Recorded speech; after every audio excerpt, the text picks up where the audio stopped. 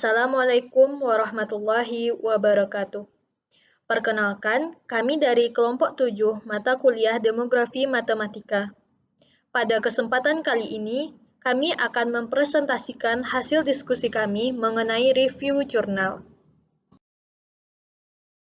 Sebelumnya, perkenalkan saya Haryati Ainunisa dengan NIM 2033741 selaku moderator.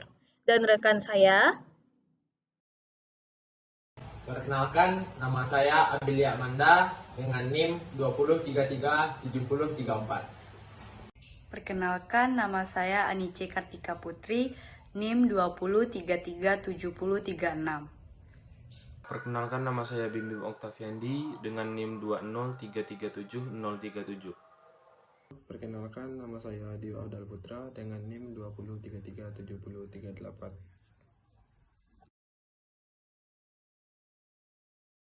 Untuk bagian yang pertama akan dijelaskan oleh rekan saya Dio Afdal Putra. Kepada Dio dipersilahkan.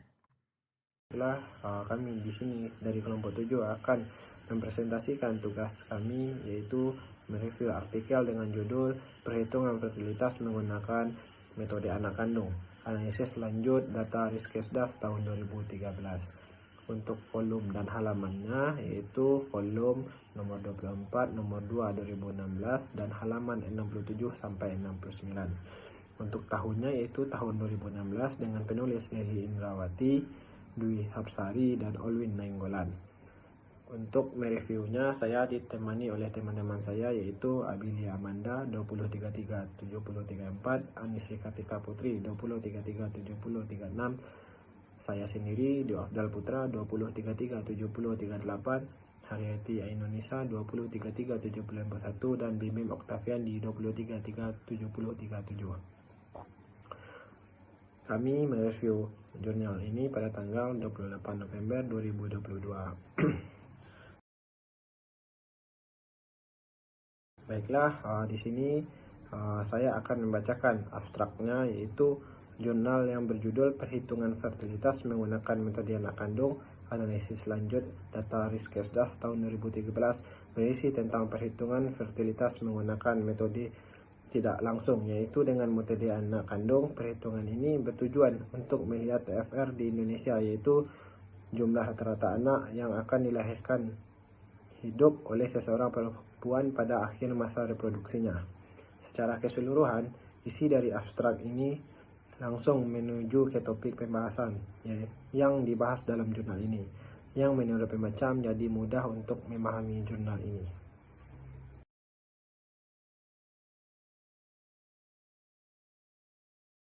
Selanjutnya akan dijelaskan oleh rekan saya Anice Kartika Putri. Kepada Anice dipersilahkan. Terima kasih kepada moderator. Langsung saja masuk kepada latar belakang. Latar belakang pada jurnal ini menjelaskan mengenai tujuan pembangunan milenium atau MDGs untuk lebih mensejahterakan masyarakat melalui pengurangan kemiskinan, kelaparan, pendidikan, pemberdayaan perempuan, serta kesehatan lingkungan. MDGs sendiri merupakan deklarasi milenium yang disepakati pada KTT Milenium PBB pada bulan September tahun 2000 dengan diikuti oleh 189 negara PBB termasuk negara Indonesia.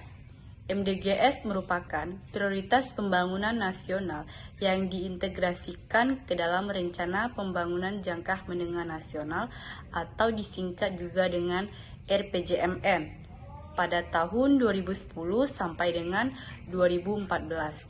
Salah satunya di bidang kesehatan, di mana RPJMN dapat disimpulkan bahwa belum memenuhi target yang diinginkan. Salah satu upaya untuk mencapai target tersebut dapat diukur dengan menggunakan Total Fertility Rate atau TFR, di mana TFR dapat dilakukan dengan dua metode, yaitu metode langsung dan metode tidak langsung. Namun, untuk metode langsung harus didukung beberapa hal seperti registrasi vital yang akurat. Sedangkan di Indonesia, registrasi vital tersebut belum begitu baik. maka dapat dilakukan metode tidak langsung yang perhitungannya dapat dilakukan dengan metode anak kandung. Hal lain yang mendukung perhitungan angka TFR dengan metode tidak langsung adalah belum banyaknya perhitungan menggunakan metode ini. Sekian, saya kembalikan kepada moderator.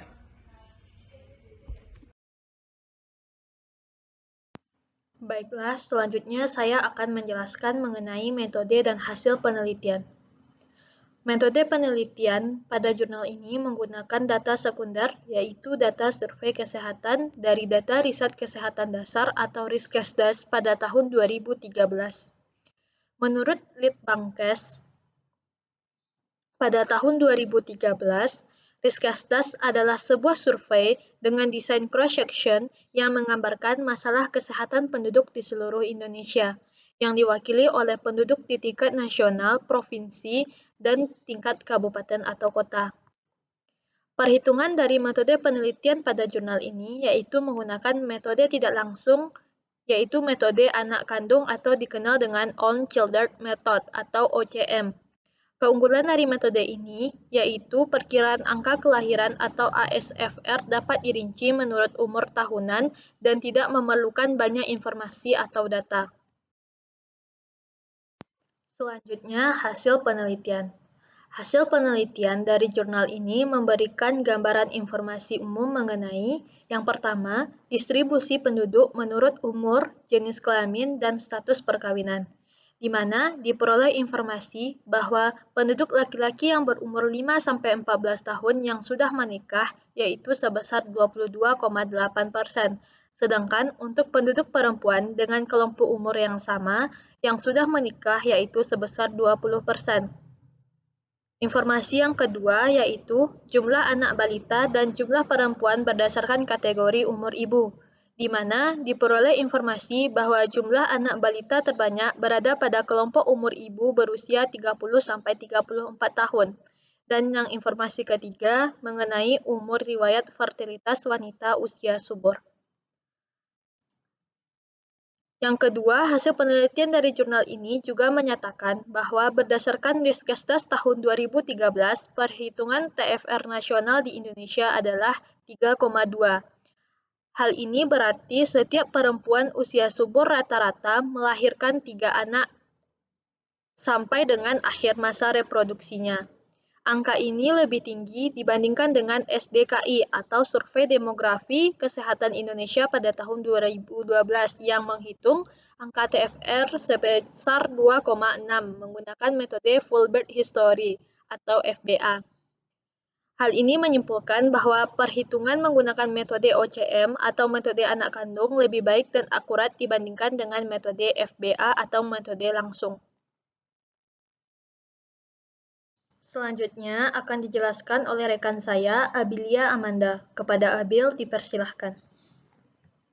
Baiklah teman-teman, pada bagian kesimpulan, penulis kembali menegaskan perhitungan TFR dengan menggunakan metode anak kandung, di mana setiap perempuan pada masa suburnya rata-rata memiliki 3 orang anak. Hasil ini menandakan bahwa indikator penurunan masih jauh di bawah target. Dengan potensi setiap wanita memiliki anak lebih besar jika tidak ada penanganan kelahiran pada saat wanita berusia 15-19 tahun yang sudah menikah. Pada bagian saran, di sini penulis telah memberikan saran yang sangat baik dengan melakukan analisis lebih lanjut mengenai hubungan umur menikah muda dengan jumlah anak yang dilahirkan serta kesehatan anak yang dilahirkan. Hal ini disarankan karena program 2 anak pada satu keluarga bisa kita katakan belum berjalan dengan baik. Sekian penjelasannya, terima kasih. Selanjutnya akan dijelaskan oleh rekan saya, Bim Bim Oktaviandi. Kepada Bim Bim, dipersilahkan. Selanjutnya saya akan menjelaskan mengenai kelebihan dan kekurangan dari jurnal ini. Untuk kelebihannya ada 3 poin, yaitu yang pertama ada teori dan metode analisis yang digunakan sudah tepat. Kemudian yang kedua, abstrak yang ditulis mudah dipahami oleh pembaca. Kemudian yang ketiga, penulis lengkap dalam menyimpulkan secara keseluruhan hasil dari jurnal ini. Kemudian untuk kelemahannya dari jurnal yang ditulis oleh peneliti ini terdapat pada penggunaan bahasa dalam menginterpretasikan hasil yang diperoleh sehingga agak susah dipahami dengan cepat oleh pembaca.